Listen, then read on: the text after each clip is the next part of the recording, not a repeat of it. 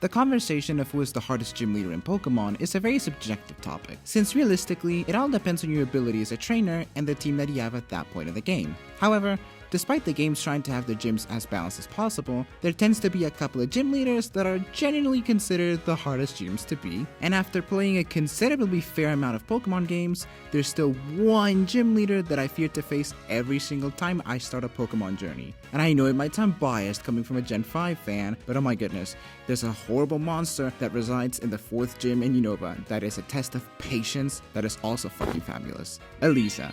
And let me show you how absolutely terrifying she is.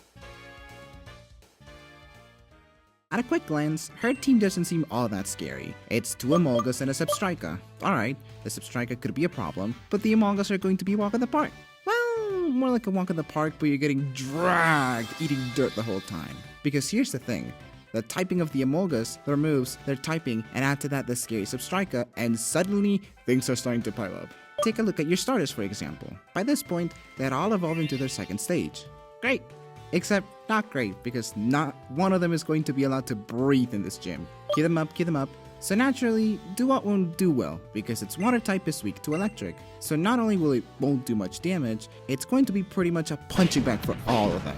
And same goes for Servine. Despite its grass type being able to resist the electric type, all the Pokemon have countermeasures to pretty much silence your grass types. Aside from the Emolgas being flying types, nerfing your grass type moves, they're also equipped with Aerial Ace, a powerful flying type move that never misses. And if you think you could use it for the Zebstrika, that one is geared up with Flame Charge. So, there goes your Servine.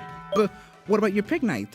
Fire types aren't weak to any of those moves mentioned. Unfortunately, when it evolved, it also got the fighting type, which will make it pretty much wet food for the Emolga's Aerial Ace. You could use it for the Zebstrika, but I'll show you later why that's not a good idea. But yeah, your starters, which tend to be your strongest Pokemon, are going to suck in this gym. So, what happens when you can use your main guy in the gym? Well, you have to use the other members in your team. There's around 60 Pokemon you can obtain before the 4th gym. That's a very wide roster of Pokemon to pick from to form a team, so that makes Elisa's gym less scary, right? Well, no. For starters, around half of them are out of the running for being weak to any other moves, and the other half, most of them are not even that great for the gym. The main problem are the Emolgas, whose only type weakness is Ice or Rock type. By this point of the game, no one really learns any Ice-type moves, but there are a few Pokemon that do learn Rock-type moves, primarily the Roggenrola line and Dwebble, with the first one being the one I always regard as the Pokemon I catch for this gym in particular. Both with high attack and solid Rock-type moves, those Emolgas are pretty much shaking their boots at the sight of these little pebbles. But other than those lines, everyone else will either suck for this gym or just be neutral at it. Honorable mention to Sock and Throw, who despite being vulnerable to Emolga's Aerial Ace, there is a chance that they tank the hits and deal massive damage with Rock Tomb. But honestly, it's such a big gamble. So yeah, out of all these wonderful Pokemon you could use in this gym, only these Pokemon will be viable there.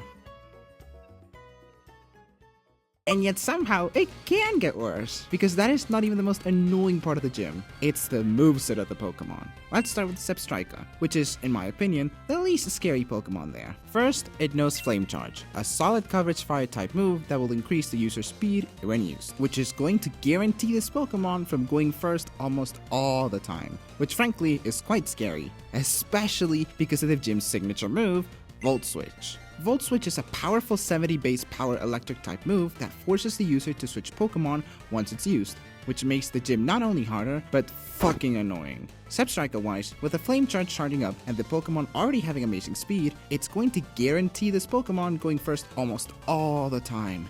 Which basically means that if you have a move that can take care of the Zebstrika, it'll simply go first, attack you, switch to an Emolga, and oops, the move actually did shit damage. And this very strategy is what invalidates ground type moves in this gym, because while technically they could be good against Zebstrika, Elesa will simply switch her Pokemon to the flying type Emolgas, and it's a wasted turn there. Then add to the Zebstrika's arsenal, Spark, a powerful electric type move that could paralyze you, and Quick Attack, a frankly disgusting move that they only ever use to finish you off. Just the cherry on top of fuck you before you go home. While you could try letting out a ground type Pokemon against the Zebstrika to take care of it, that means you'll somehow have to guess when the Zebstrika comes out to use it. And even then, the ground type Pokemon available at this point are not even that great, nor do they have amazing ground type moves. So it's kind of just a nothing advantage. Because even then, you have to take care of Satan's twin daughters, Elesa's and Emolga's. Both of them have the same moveset, and a terrifying one for that matter.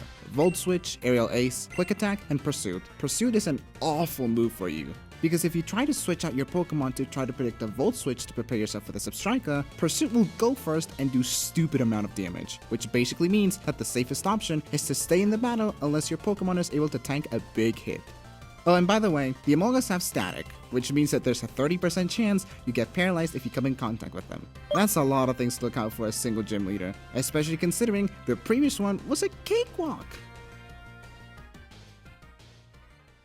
So how do you tackle this gym? Well, if you have a Boldor or Dwebble in your team, you'll be able to do super effective damage against the Emolgas. You run the risk of being paralyzed, but once you get rid of one Emolga, the gym becomes much more predictable and easier to maneuver. The main problem with the switching Emolgas is that as soon as you're able to defeat one, Elesa will switch to the healthy one and it's like back to square one. So go full frontal attack against those two. I recommend also getting a pretty bulky Pokemon to be able to tank those hits and do chip damage, like an Unova. Those things don't come to play and are amazing in this gym, especially with the ability Regenerator. And realistically, you can bring a ground-type Pokemon to nullify their Volt Tackle. For some reason, Palpitoad and Sandile aren't weak to flying-type moves, so they'll mostly be there to limit their move pools. It won't make the gym easier, but it also won't make it harder. It's just a lot of thinking on who to use and being patient, yet at the same time, finishing the battle quickly before it's too difficult.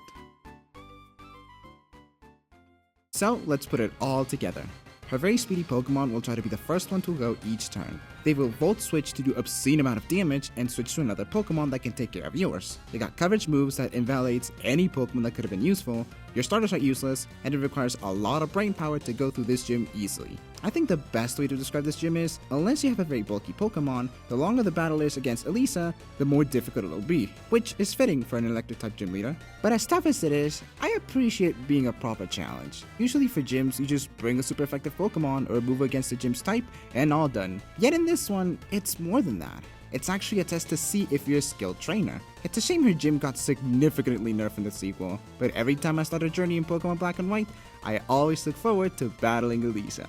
Wait, look forward? We're just straight up lying in these scripts? Whatever, cue the outro.